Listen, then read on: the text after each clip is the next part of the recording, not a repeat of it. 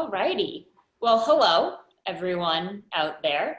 I'm Ann Earhart. I'm one of the owners and founders of BosUrban Partners.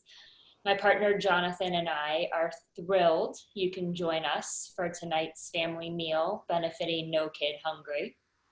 When we were preparing this program, we asked each participating chef which charity they wanted to support in exchange for their time. And the answer unanimously across the board was No Kid Hungry. It's a special organization and they have a big piece of my heart with the work they're doing right now to get healthy meals to children who have lost access because of the pandemic. Thank you all for tuning in. Thank you to the BosUrban team. You guys are crushing it as a real estate firm, moonlighting, as a production company. And huge thank you to Chef Michael Serpa for joining us this evening. I'm going to hand it over to Sean Griffin, our Director of Hospitality, to kick us off. And thank you again, everyone, for tuning in. Thank you, Ann. Thanks, Sam. So as Ann said, I'm the Director of Hospitality at BosUrban Partners. I spent the last 20 years owning and operating restaurants in Boston, and have since joined the team as real estate advisor and focused most of my work on hospitality. So a few weeks back, we were talking on our weekly Zoom call, the entire team, and we were trying to come up with an idea on how to bring people together during this pandemic. So we were brainstorming and said, instead of trying to, host a seminar on, how we can save your business from coronavirus, we said, let's bring people together and do something entertainment. Let's go into people's home and let's do a cooking class series. Love it.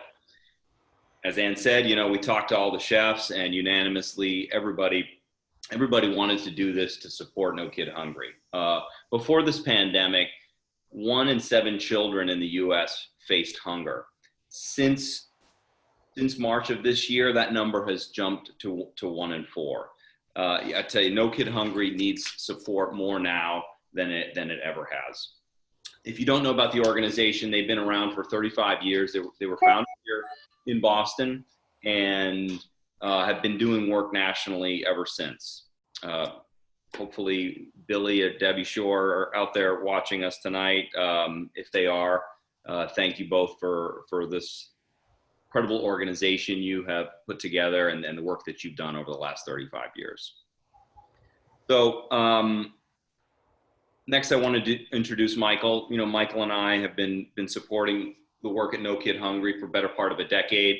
We rode a number of charity bike rides for No Kid Hungry out in Santa Rosa called Chef Cycle over the past few years. Hosted a number of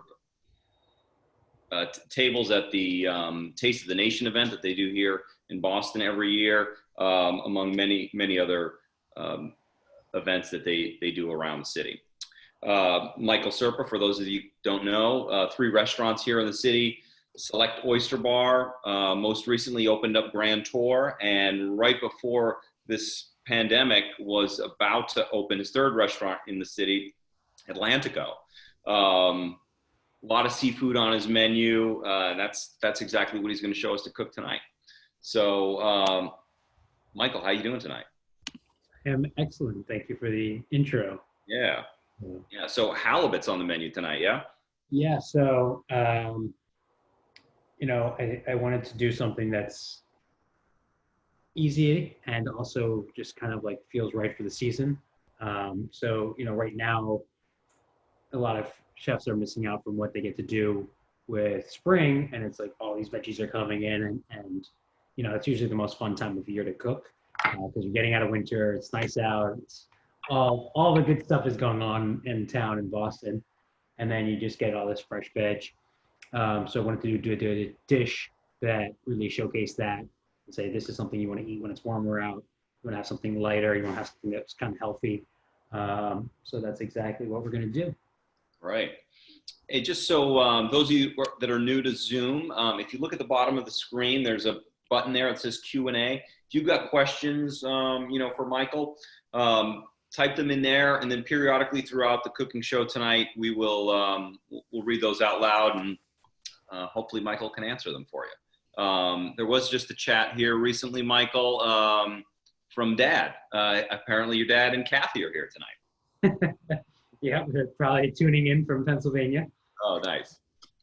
I actually learned how to cook from my dad. So my dad is a chef. My grandfather was a chef.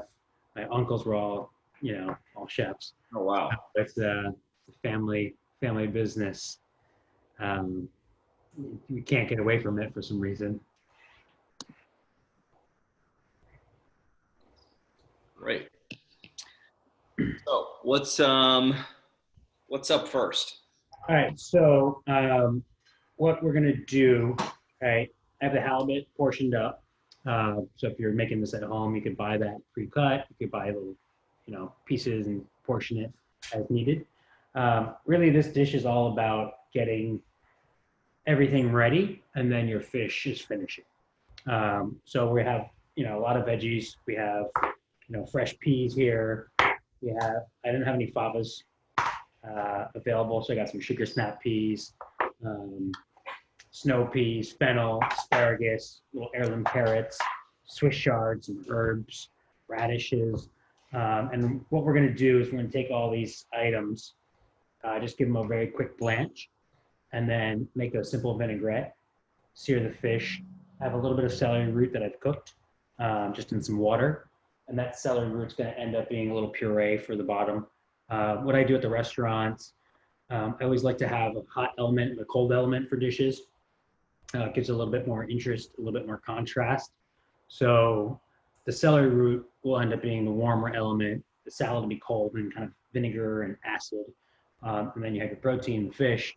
But with the celery root acting as a puree, it also ends up being like a sauce. So it takes the juices from the salad, from the mixed veggies, and then that end up being the sauce for the fish. So you'll have fish that has something that you're just like fresh and bright and green, and then you have a little bit warmer, kind of earthy celery root, and then all of that is ending up being kind of like your sauce for your fish, not having to have necessarily an extra sauce. So that's what we do at the restaurant, and that's what we're going to do here as well. Can you give us a shot of the mise en place, what you've prepped for? Yeah, so that's just fresh up peas. So spring peas are in right now. These are some snow peas. Sugar snap peas. Really, really nice right now. Sugar snaps are just like super juicy and crisp. I think I had favas on the list. If you have favas, they're great. They're a little bit of extra work, but they're worth it. People really dig those. Snow peas, same thing as the sugar snaps. These are available all year, but in the summer, spring and summer, they're the best.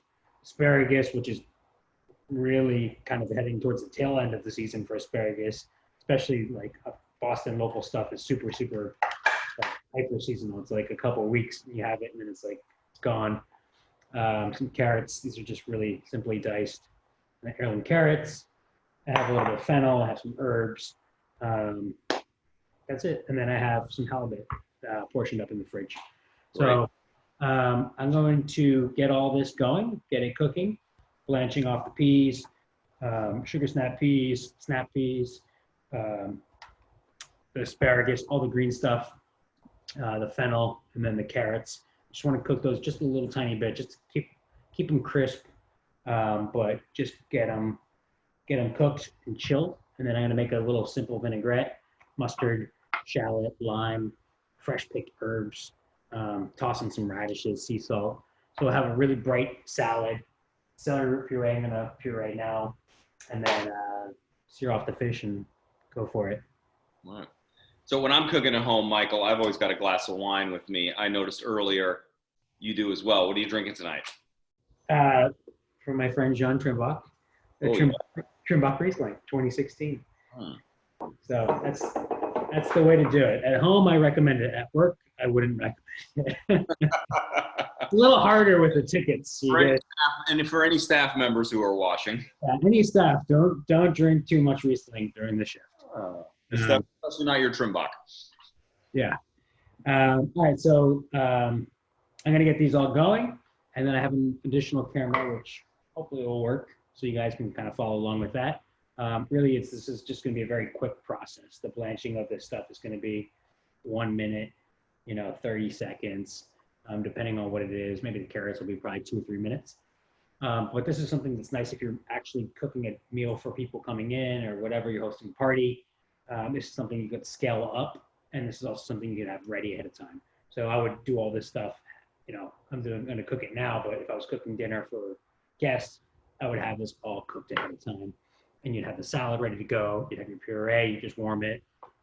So really, when cooking at home, I try to do anything possible to not be cooking. Just be entertaining, hanging out, seeing your friends, doing whatever.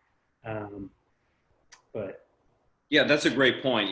When my wife and I host, that's I think our biggest challenge is trying to manage the food and the entertaining at the same time, because they're both equally demanding, and trying to find recipes that you balance. So key. Yeah, that's a big struggle, and especially if you're used to working in a restaurant. At the restaurant, I can have 10 pans going, and I can have this and a big, huge oven, and I just pile it up at the dish pit, and then it's amazing. It's clean and perfect. At home, not so much. So my wife, she likes when I cook at home, but she also hates it because it's like, how did you use this many fucking dishes? So, all right. So I'm gonna get this stuff going, and I'm just gonna cut up this fennel real quick as well. This could also work, you don't necessarily need to use halibut. This could work with any kind of fish. Salmon would be good for this, or char. Really, the whole concept is salad. Like every kind of fish has some better items to pair with it. Earlier, we were talking about bluefish. If I was doing this with bluefish, maybe you could add a little bit of like chili or something to it, like a little like Fresno chili. I find that that's a little bit meatier, kind of heartier fish, something that'll hold up to a little bit more heat. Whereas halibut's a very delicate fish. So halibut, you want to have like a light sear on it only.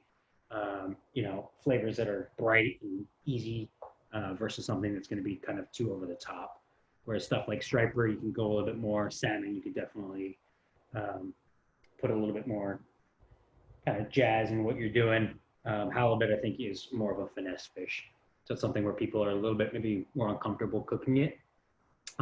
It's also something, if you overcook it, it's very overcooked very quickly. So we'll try not to do that tonight. So I live here in the Northeast. I know you're down in Florida right now, Michael.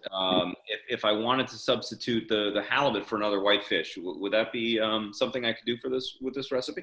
Yeah, this would be like, this is perfect for striper. If you had like fillets of black bass, this would be great as well. Use hake. Hake's a nice fish that gets a little bit overlooked. Has a really nice texture, nice flake to it. Really, anything that has enough weight to it. I wouldn't do like a flounder or anything like that. I feel like that's too light. But yeah, anything that has enough body to it would work with this. So right. Great. All right, let's get to it.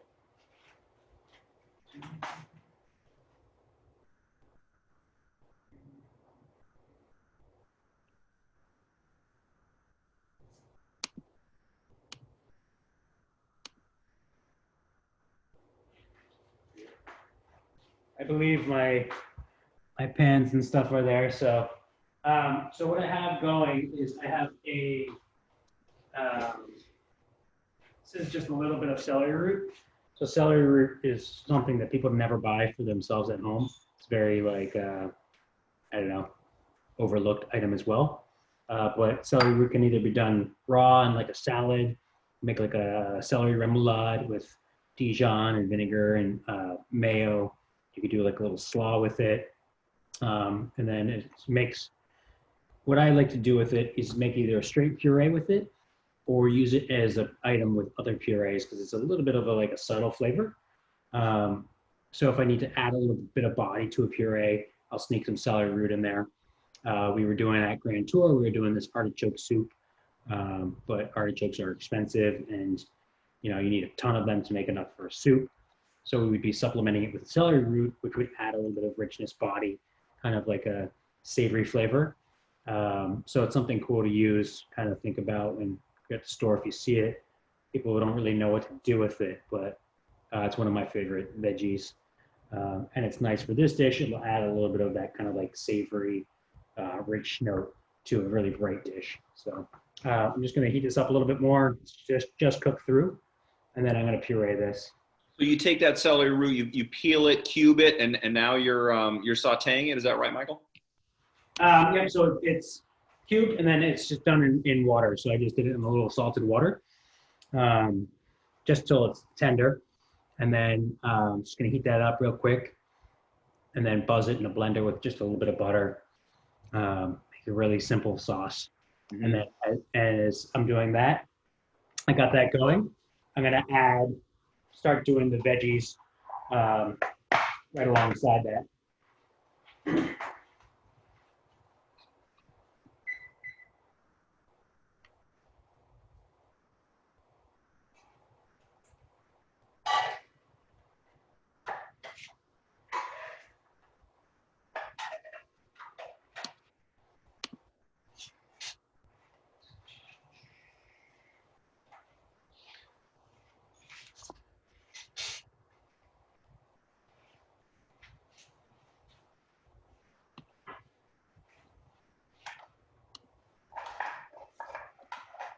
As we were mentioning earlier, all the we're wildly spoiled with seafood and in the Northeast, with seasonal items and then kind of year-round items as well, be it oysters, other shellfish, lobster, obviously. You have nice crab up in Maine, and then all the fish. There's just so much variety and quality and seasonal items and kind of like classic go-to items.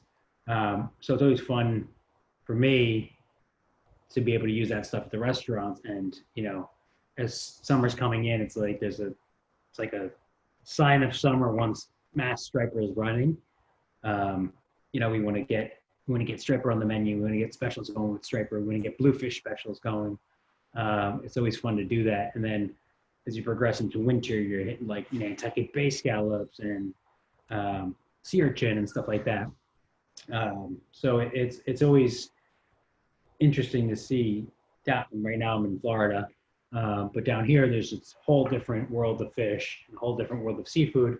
But really, I think the important thing is if wherever you're at, if you can, use the stuff from there.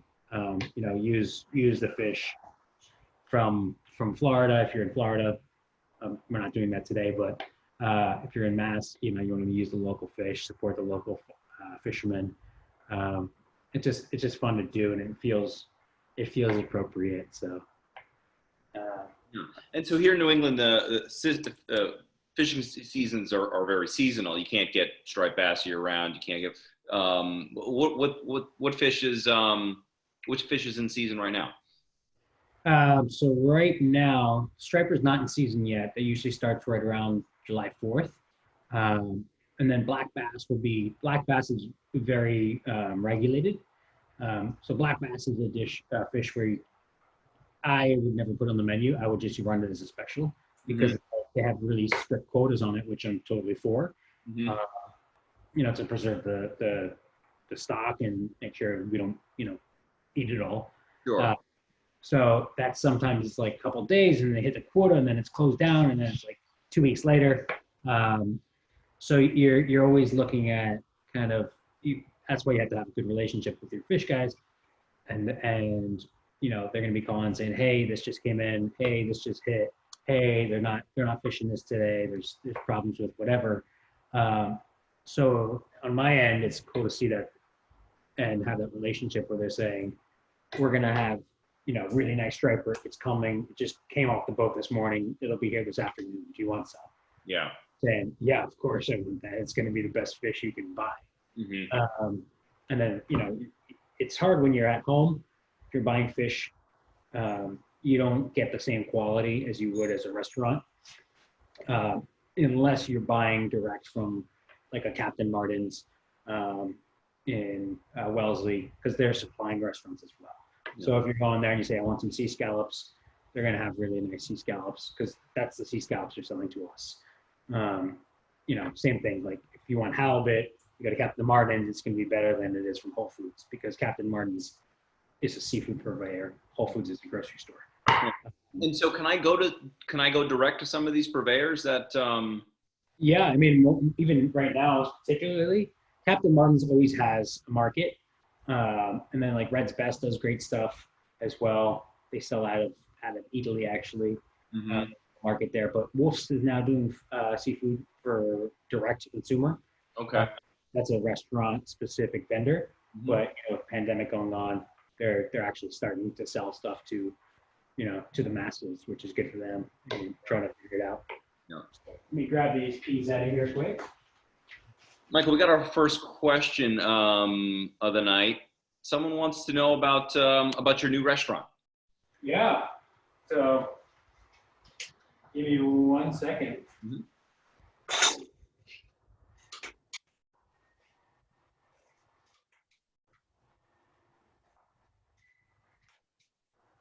All right.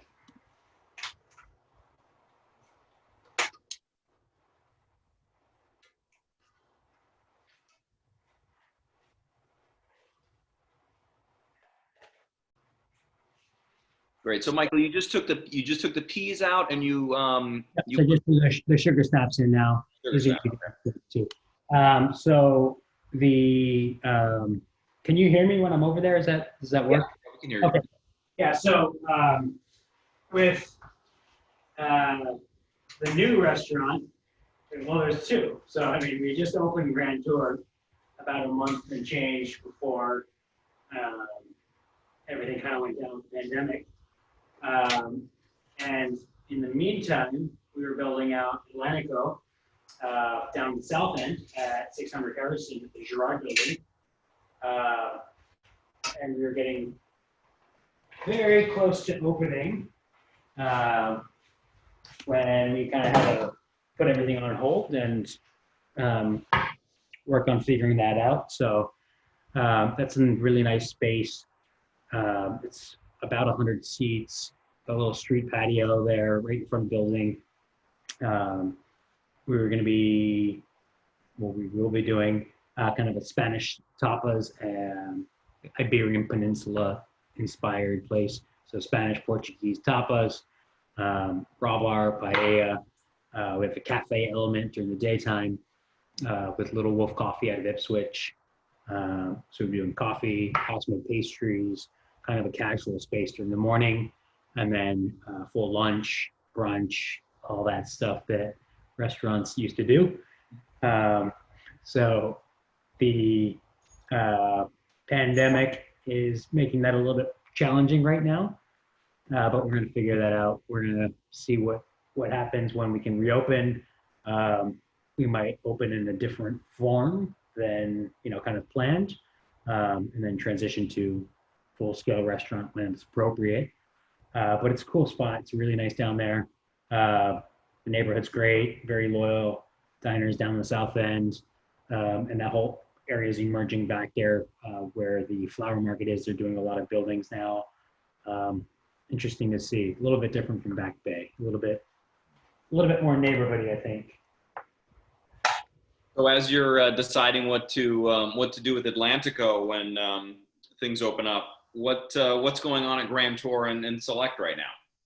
Yeah, so Grand Tour, Select, we've been doing a little bit of takeout, just trying that out. It's very hard for restaurants on board. That's not really financially viable for places. You're just changing your whole business model to try to do that. But it's something that we're doing to try to, stay involved in the neighborhood and our regulars and keep people, sane staff and guests and etc. But realistically, that's going to be a huge challenge too. The whole city's kind of emptied out. Back Bay, relies on tourists, relies on Red Sox games, relies on conventions. Students are all gone. But could be worse. We're gonna figure it out. There's always it's always interesting because to me that restaurants are always first to help, first to be supportive, first to do whatever we can to help out a cause. And I'm sure we're gonna see reciprocation for that. Once we can reopen, people I think are going to be happy to go out, once it's safe. But with say like No Kid Hungry, that's a charity that everybody involved in this, panel or whatever, is really happy to help out with any way possible, with dinners, with events, with charity things, with very long bike rides. But it's something where there's always somebody that's worse off than you. So it's something that's really touches people, I think, because kids have no say in this. They're innocent kids, and it's something that systematically we should be able to fix it. It's just a money issue. I was on a podcast with Billy from No Kid Hungry. It's just a money issue. If there's money and there's meals and whatever, everyone should have free school lunch, free breakfast, free after school stuff. Just make it across the board. And we'd have better educated students and better educated kids and healthier society. Who knows all the benefits to that, obviously, and No Kid Hungry kind of can go on and on about that. But I think restaurants, and chefs and restaurant owners are always ready to help, ready to do whatever. So we're hoping that it's the same way on the way back. Yeah, something our guest last week, Andy Husbands, had mentioned was, a lot of these kids, school breakfast and school lunch is the only two meals that they get at all during the day. Obviously, schools are not in session right now, so these kids are not being fed. And when they are in school, if they're not getting these meals, if their school isn't able to provide these essential meals for them, how productive can they be? I mean, I know how I am in the morning. I've got to eat as soon as I get up. I get to the office, luckily Jonathan and Ann have a well-stocked kitchen full of snacks. If I don't have something in my stomach, I'm not thinking right. Yeah, and the big thing is that, this is when kids are growing, they want to eat a lot. They want to, they need the energy. And, with school, if you're hungry, you're not paying attention. That's just a fact. And every No Kid Hungry event I've been at, I'm like, yeah, that makes total sense. It's something where it's almost embarrassing that a country this wealthy and this rich can't figure that out. And we want to do our part to say, hey, let's be enlightened about this. Let's have the information out there. This is a number. This is how much money we need to do this. No Kid Hungry, what they're able to do is take donations, it's like $1 is 10 meals. Well, it's like, how does it make any sense? Because $1 isn't actually just buying some lemons or limes. It's funding, different grants, different, government work, different people that are actually moving the system and saying, hey, that money that we got, somebody on Washington to do this. Now we have this, or now we have, apps, that breakfast after the bell, stuff like that. And it's cool to see, okay, there's progress. But I think it's something that everybody can connect to because it's something that's a solvable problem. So myself personally, I'm like, oh yeah, that makes sense. We could just fix this with some money. So I think, as bad as the pandemic is, I think it's really making everything bare and raw. And we'll kind of see a little bit more information on this stuff and say, it used to be 1 in 7, now it's 1 in 4 kids are hungry. that's insane. Like these kids have no food, they're starving. You know, what are you going to eat if you have no money and you have no food? You're going to eat junk food and you're going to be unhealthy. And then, you know, you're going to have unhealthy habits going forward. So just go to the No Kid Hungry website and read all about it. It's amazing.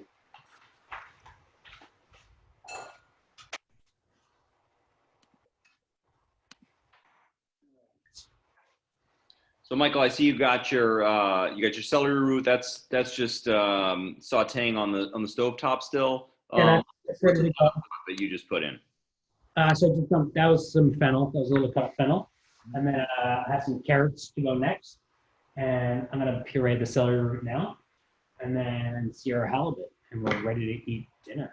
Awesome. It's a very fast meal. I mean, this is a lot of stuff. But if you were entertaining right now, all this stuff would be cooked. You have your puree ready. You probably could sear your fish off and just pop it in when people are ready to eat. So right now you can be hosting and talking and, you know, doing all your thing with your friends from a socially distant, appropriate space with masks. Hey, we got a question from Poppy. Poppy wants to know, what's the difference between the East and West Coast halibuts? You know, I've seen these pictures of things coming out of Alaska that, you know, are as big as my couch. I don't know that those are swimming around here in the East Coast, are they? There are some here that are that, you know, so obviously both different coasts. But yeah, there's I've seen videos, my friend, fish purveyor, Kim Martin from Captain Martin sent me a video. He was up in Nova Scotia and he was visiting one of his, you know, halibut guys, and he was, you know, at the dock or whatever, and he pulled up his halibut. It was like 150-pound fish. It was huge. It was, you know, big as a table. So there's really, really big halibut. It ends up getting, you know, they're probably not on average that large, but there's some big boys here too. Yeah, yeah. It's one of the larger fish, halibut. There's some big mahi too.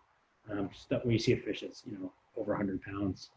Flavor profile, any difference between what's coming from the Pacific and what we have here in Northeast? Sure, honestly, I just eat East Coast halibut, so I'm not sure the difference. I'd have to do them side by side, but yeah, I'm assuming they're fairly similar. Gotcha. All right.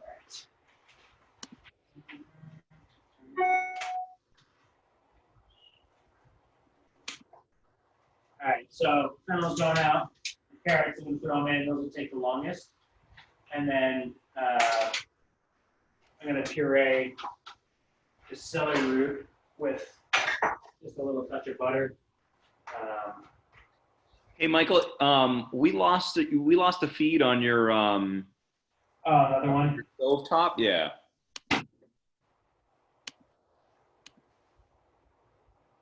All right, how about that? Great.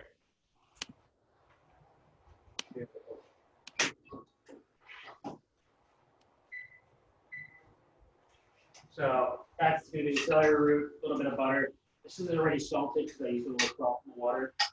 So I don't really need to season that until after, so you'll have that taste.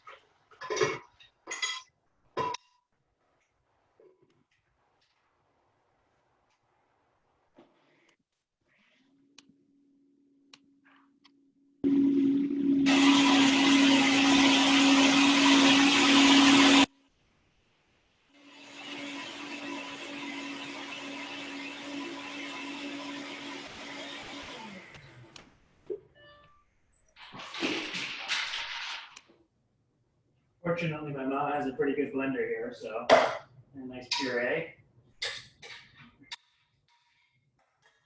So I'm gonna leave that puree kind of just chilling there, staying warm. Carrots are going, veggies are going. I'm gonna start kind of my vinaigrette for all this. So all those veggies are just gonna go in here, simply dressed. That'll be the base of the fish. So I'm gonna do a little bit of shallots. These are just like hand sliced little shallots. I'm gonna marinate those with lime. So anything that's raw onion like that, I usually won't use that just straight up in a dish. Like if a ceviche, we use lime marinated shallots, usually overnight. Kind of milds out the flavor, you know, makes them essentially pickled.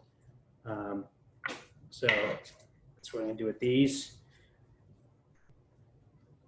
And then, you know, with any fish, really any dish in general, I think something that the difference between restaurants and then home cooking is usually the amount of acid used, and then also the amount of fat used. You know, stuff tastes really good with butter, but stuff also tastes really good with acid. So don't be afraid of using enough acid. That's what really gives restaurant dishes kind of the pop to them, and you'll miss that a lot at home with home cooking. So these shallots, I'm just going to let those kind of chill out there for a bit. Some salt and lime, and then we'll finish this vinaigrette later. So I'm going to grab my halibut.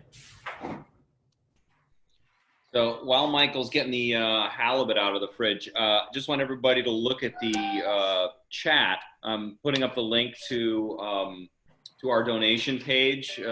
As you know, the sign up and attendance for this cooking class and all of our cooking classes here is free, but we strongly encourage everybody to donate what they can. Hopefully everybody saw that that link just pop up in their chat. Yeah, so one of the events that me and Sean have done a couple of times, Chef Cycle for No Kid Hungry. It's a great event. They've done it in California a bunch of years. This year it was going to be in Oregon. That event raises almost $2 million. You know, it's a single event. It's a couple hundred people involved, about 300 or so riders, and $2 million is raised. You know, last year, this year, that was, you know, at least the goal, if not more. And that event is wiped out. That's canceled. So that's a big money item for No Kid Hungry. Taste of the No Kid Hungry, Taste of the Nation, which is kind of like a traveling huge series. A lot of those are going to be kind of canceled this year as well. So, you know, we're trying to keep awareness up so people know about it. Say, hey, this is what's missing out. We just missed a $2 million event. How can we get people involved? How can we get people active? How can we get people to stay, you know, cognizant? Like, oh yeah, like all these kids that were getting a little bit of help with lunch at school or breakfast at the bell or after after school programs, they're not getting any of that because they're not at school. They haven't been at school for 3 months. So, you know, just be aware of that, and, you know, if you can donate, please do.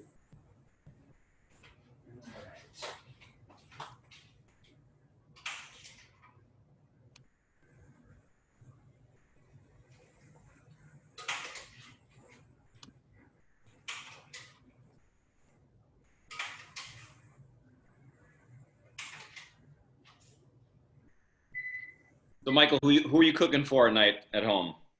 So we have a bunch of critics here. Oh.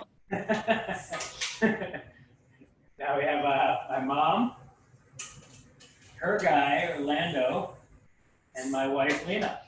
Nice. A couple of dogs, too. They'll probably have some halibut. They're high-end dogs. All right. So I guess you got a cast iron there, Michael. I've never cooked fish on a cast. I usually, you know, save that for dishes like, you know, the ribeye that Andy did last week, or something, you know, a little bit more hearty. But yeah, so in the restaurants, we'll use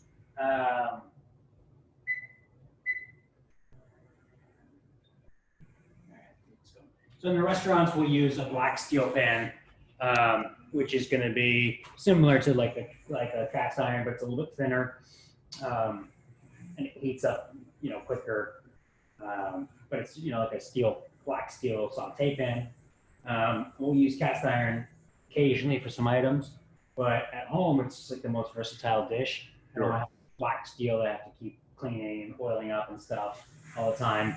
I just have the cast iron, and I use that for, you know, if I want to cook potatoes, if I want to cook a steak, if I want to cook whatever, it kind of works for that. Mm-hmm. And it also, you know, gives a nice sear, and it's non-stick. You could also just use a non-stick pan. We don't use at a restaurant. not durable enough, but at home they're fine. You get a nice, nice color on your fish with those as well. But yeah, so here, this is just a standard home oven, electric burner, and you can get nice color on your fish, not have to kind of worry about it. Obviously, you don't use a stainless steel saute pan. That would be a little bit more challenging with getting it to not stick. All right, and then one other thing is, with cooking fish, one of the biggest questions is like people ask, they're like, how do you know that it's done? Or like, how long should I cook it? That's what they say. They say, how long should I cook it? And I'm like, well, until it's done, which is not a great response, but that's just how it is. Fish is not, it's not all one size fits all.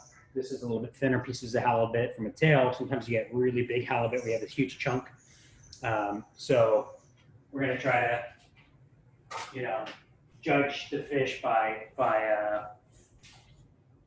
the thickness to it to see how long you need to cook it so you don't overcook it. So if it's a thin fish, you know that it's going to take, a very short time. All right, so I'm going to get that going in just 1 second here.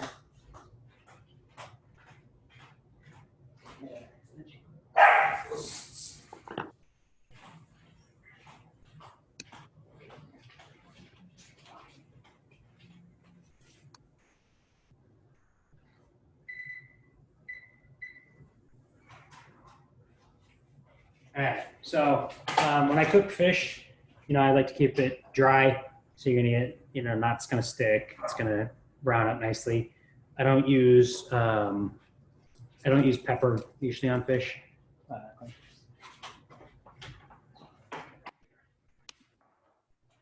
So this is just a little sea salt, but I like to keep the flavor of the fish kind of prevalent whenever you can. So I'm not going to put any black pepper. I think is overpowering for most fish. Maybe on a bluefish you can use some black pepper, but on halibut, anything at the restaurant we just cook with just salt. So and I get that pan pretty hot there. Enough oil to kind of coat the bottom. Probably can't see it on Zoom, but once your oil's kind of just shimmering, that's where your fish is going to be hot enough. Your pan's going to be hot enough.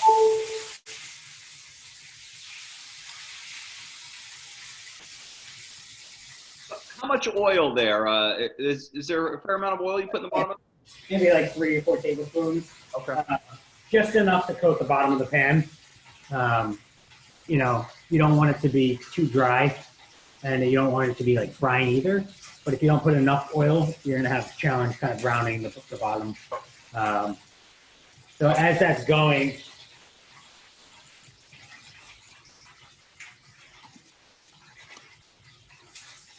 you're just going to leave your fish kind of sit there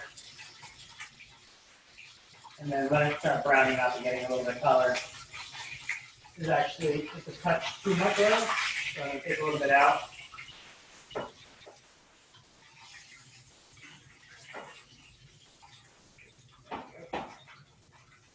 Just let that kind of go. A lot of people try to move the fish before it's ready to be moved. What it's going to do is it's going to sear on the bottom, let the protein coagulate, and then you'll be able to kind of get it off the pan. It's even easier with non-stick pan. Really, you're just looking at the edge of the fish here, and you're going to see where it's going to start to get brown. And that's going to give you the sign that, okay, the fish is becoming cooked. So you see the edges are turning white here. This is starting to get a little bit brown here. I don't want to move this pan too much. I want to keep the heat going there. But what's going to help is a little bit of butter.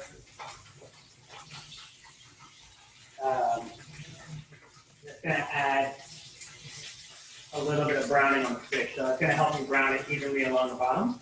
And you see the butter's foaming up here. That's really going to help you get the fish off the pan, and then a nice even brown. So see the fish is becoming loose and ready by itself. And now the fish, no work. The fish just slides. And then I'm going to turn this heat down, and I'm just going to kill it. And you see how brown it's getting here. I don't want it to be too dark, especially with halibut. And then this fish I don't like to cook on both sides, especially when it's too thin. I like to keep one side of it kind of raw and the other side's seared.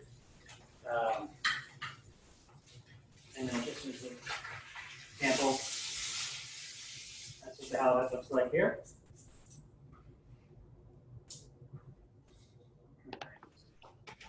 So tell us why you put the butter in after, Michael. What does that do?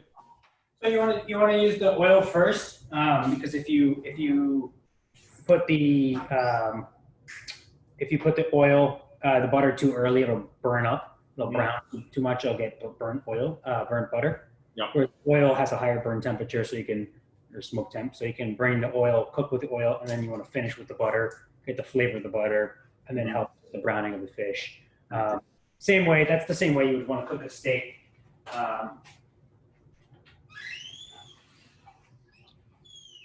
And Beth Schlager's asking us. Hi, Beth Schlager.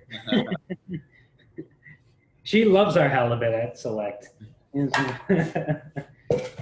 was her question? Beth wants to know when you're cooking. What level heat are you cooking that fish on? I think everybody's always trying to cook high. Stove top, and what temperature to cook eggs, what temperature to cook meat. Yeah.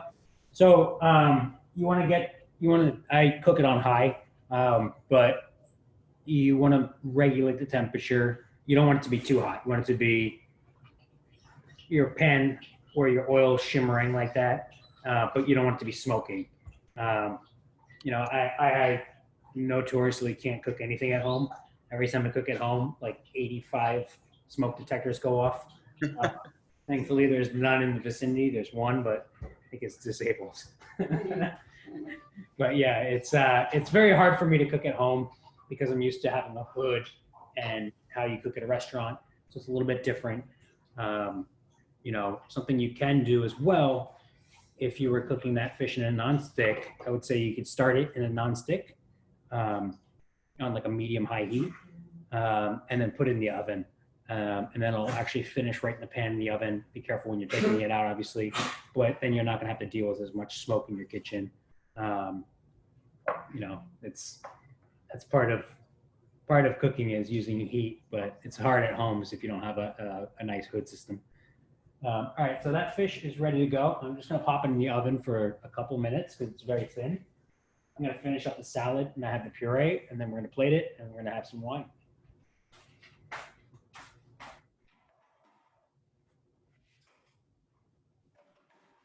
So, Michael, while you're doing that, a couple other questions from the audience. What's your favorite dish on the Select menu right now? Well, favorite dish is it's hard to have a favorite dish. I don't know.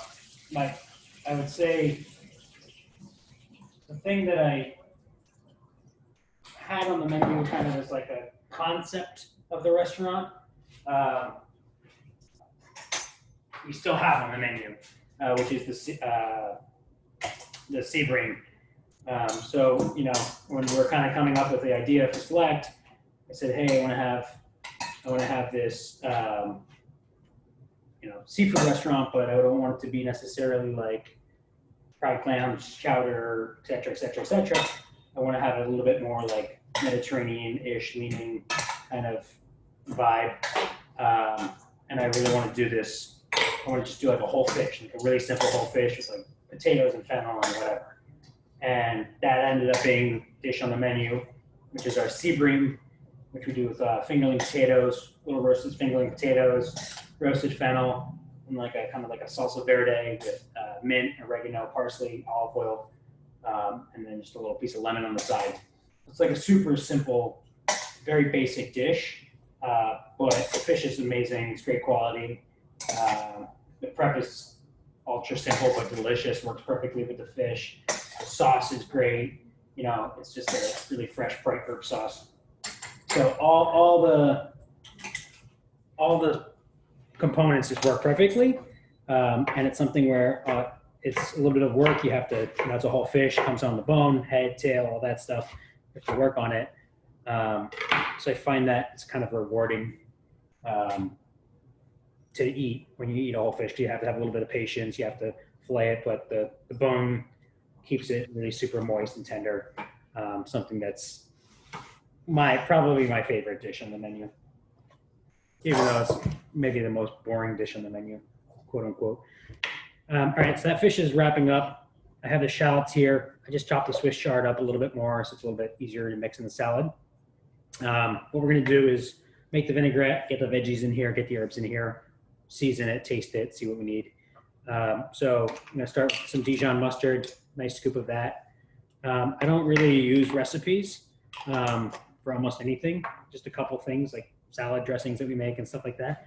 But really, I like to cook by look and by feel. And I say, oh, this is for 4 people. How much do we need? This is for 8 people. How much do we need? And I find it's very hard for me to make a recipe. Actually, I sent you guys one for this, but it's not something that we do at the restaurant. I like to have all the cooks learn how to cook by taste and cook by feel, so they actually know what they're doing versus just following a recipe. And I think more and more home cooks are like that too. They're saying, oh, I know how to make this. I can know how to mix this up. I don't need to look at a recipe. So just kind of always remember, if it looks right, if it feels right, let's go with that. So that mustard is going to be that kind of the base of this dressing here. Add a little tiny bit more. All right, so we got another question from the audience here. Something about kitchen tech. Everybody's into the air fryer now. Yeah. I don't know if you've had any experience with it. Probably something you don't use in the restaurant, but could you put this halibut in an air fryer? I don't even know what that is, actually. So no, I wouldn't put it in there because I don't know how to use it. I'm a big proponent of simple stuff. The main item that I would say, if you want to have kitchen tech, is get a good blender. That's the number 1 item that's used in a restaurant. Blender, and then a food processor, good food processor, Japanese mandolin. Those 3. Those are the number 3 items you need. A zester is really good, like a microplane kind of fine zester. So a grater like that. Citrus zest is something that's also not something that people use at home. I'm actually going to throw a little bit of lime in here as well. Some lime zest adds a little bit of kind of fragrancy and punch, but it's not something that people would typically be doing at their house. So I have all the veg, the shallots, the mustard. I made a lot of salad because why not? If it's left over, then we have some more tomorrow. So these are just really kind of spicy Easter egg radishes. This is a little bit of dill. I like herbs that are just really roughly chopped or just picked.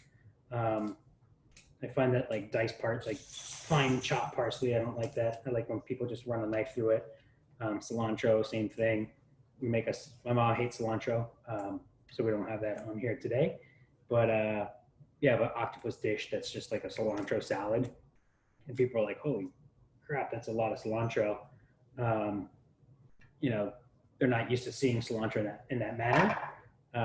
Whereas this is, that dish is something that's really, really in your face with the amount of cilantro in there, and people eat it as a salad.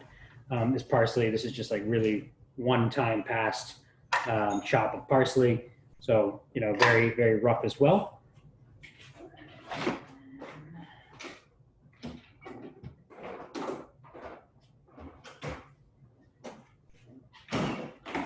If you live in Florida and you have a Cuban at your house that has a farm, you have your fresh limes right from the backyard.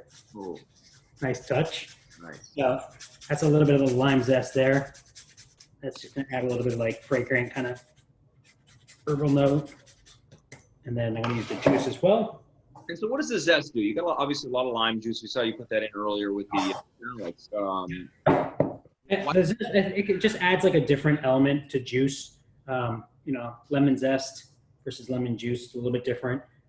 It's nice if you're using stuff that you can't have acid on, that it would discolor it or cook it or whatever, where you can add, you can add zest to a green sauce, like a parsley herb sauce that you're going to use down the line, and it won't turn brown. So the essence of the citrus fruit without without cooking it with the acid. Yeah, but since we're going to be eating this right now, you could have the acid. But if you're making a pesto and you want to have some lemon in it, you can use some lemon zest versus lemon juice, because then the lemon juice would turn the basil brown with the acid. So I'm just going to give this a little bit of a mix. I'm going to throw a little pepper in there. So that fish that I have in the oven is probably done. It's not going to take very long. So there's how we check fish at a restaurant at Select or Grand Tour.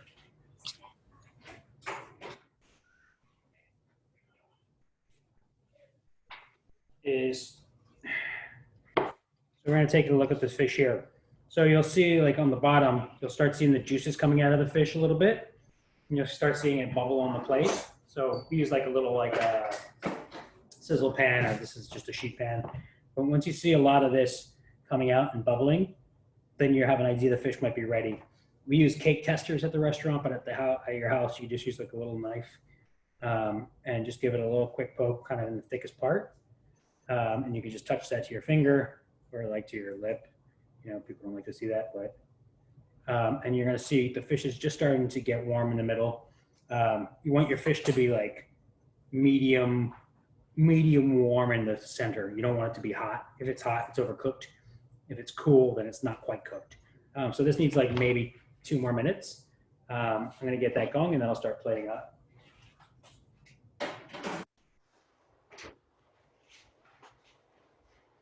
All right, so a big, huge salad of goodness here. Really, really kind of bright green, very, very spring looking salad. This is what I want to eat this time of year. I don't want to eat potatoes. I don't want to eat rice. I don't want to eat pasta. I want to eat like bright, fresh, light stuff.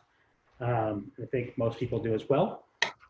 So this is going to give you all of that going. The mustard's in there, gives a little bit of spice. Easter egg radishes, also a little bit of kind of crunch and spice. All the veggies are just barely cooked, so it's going to be crisp kind of salad going on. Give this a little taste. Seasoning.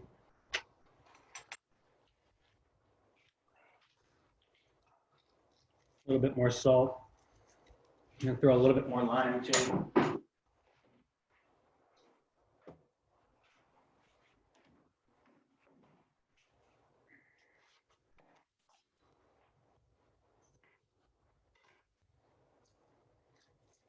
So you said you have a lime tree there, Michael. Yeah. Yeah, I like how juicy these are. It's insane. Yeah, there's a lot of fruit here. So we have, guava, there's avocados, mangoes, bananas, limes, soursop, papaya, passion fruit, tangerines, pineapples. There's a lot. So it's we eat very well when we come here. So we had a question earlier from someone in the audience about sourcing. Those of us who can't get Wolf's or Captain Martin's, we're going to the grocery store to get our fish. Should we be concerned about frozen fish? When you go to the supermarket and you're picking out fish, what is it you're looking for? Do you pick wild stuff? Do you try to stay away from things that were previously frozen? Or tell us about that. I would mostly pick anything like wild stuff if it's available. If it's frozen, it's not the end of the world. I've cooked frozen fish before and it's fine. It's going to be best if it's fresh, obviously. But, if you have a reputable vendor, that's going to be your best bet. So if you can go to like Courthouse Seafood or any kind of decent seafood shop, I wouldn't stress about it if it's frozen. A lot of sushi fish is frozen. All hamachi is frozen. A lot of tuna gets flash frozen on boats. So being frozen doesn't necessarily mean it's bad. Being fresh doesn't necessarily mean it's good. It just find the right products, find local stuff if you can, find wild stuff if you can, and then if you're working with a good vendor, you're gonna just get better product. Period. So like if you're buying halibut from Captain Martin's, it's going to be better than it's from Whole Foods almost every single time, or from Wolf's, or from Courthouse, or from any local shop. You're going to have a relationship with that person. Same thing if you're buying veggies from Sienna Farms at the market when they open that back up. You're going to have a farm product. The people that live down the street or close by they farmed it, they grew it, they did it organically, they did this. It's going to be better. It's going to taste better than something that ended up in a truck, in another truck, in a warehouse, in a shelf at a grocery store. It's just not going to be as fresh.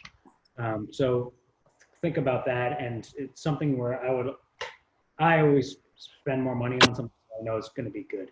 I would always go for the better product.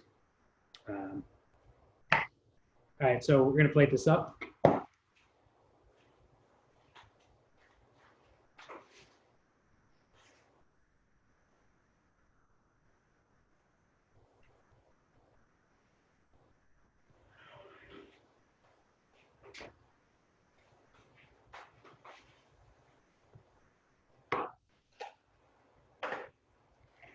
Uh-oh.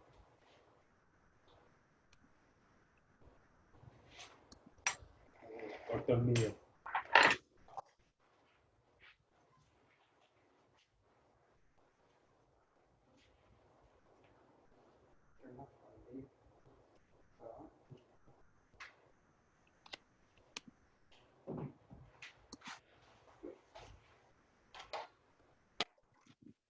We had this question last week as well, Michael. Knives. What knife brands do you use? So I use Masono for myself at the restaurant, but I feel like knife brands, it doesn't matter. Just buy something that's sharp, maintain it. This is like a $30 knife, like a Henkel's Santuco. This is totally fine for home use. It's going to work for a long time, and you can get it sharp. People like Global. You don't really need a nice knife, honestly. Like, they're nice toys to have. They help for cutting. Like, if I'm doing fish at the restaurant, I'm doing, sashimi grade fish, and I'm doing crudos, sure. But I could do that with this knife at my house. Just buy something that feels good in your hand, feels, hefty enough. Learn how to sharpen it. That's probably more important than what brand it is. YouTube it, buy a stone. You could take it to a shop. The kitchen store on Newberry Street does sharpening. So just maintaining your knife is more important than the actual brand, especially at home use. But anything that feels good to you in your hand, that looks cool, go for it. All right, so we're ready to go. So I have a celery. I have a little plate here. Fish, and then I'm going to do a little bit of the celery on the bottom.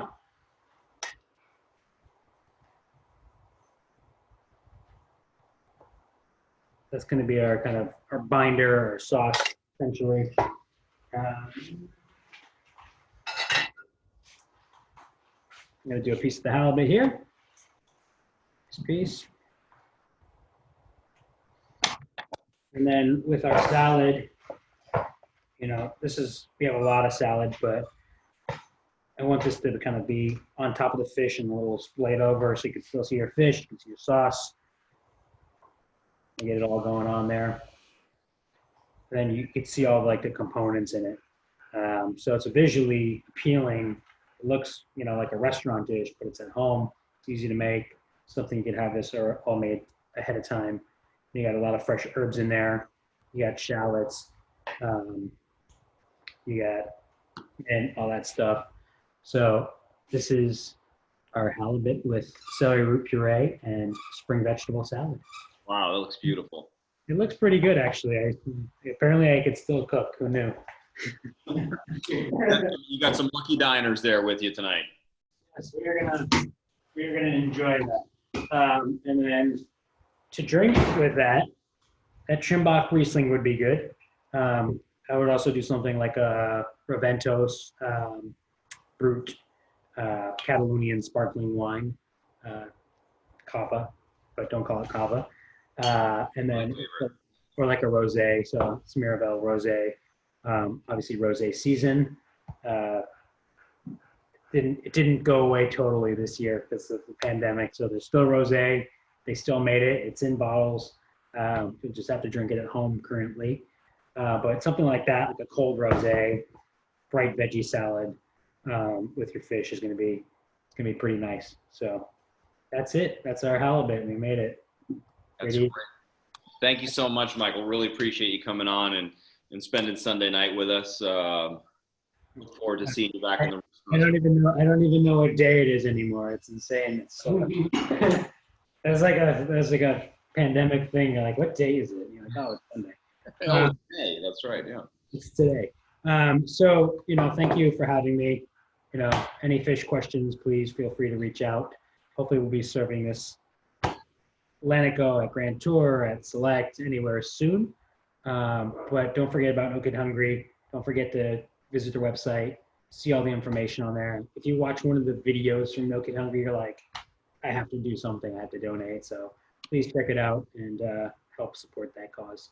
So great. Thanks again, Michael. Thank you, Sean. And just to wrap it up, thank you guys all for spending Sunday night with us.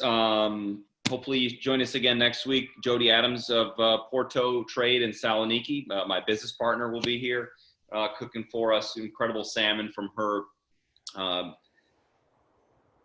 blog, The Garum Factory. So that's next Sunday night at 5:30. Again, appreciate you guys coming out, and don't forget to donate. You can see the link to the donation page in the chat here.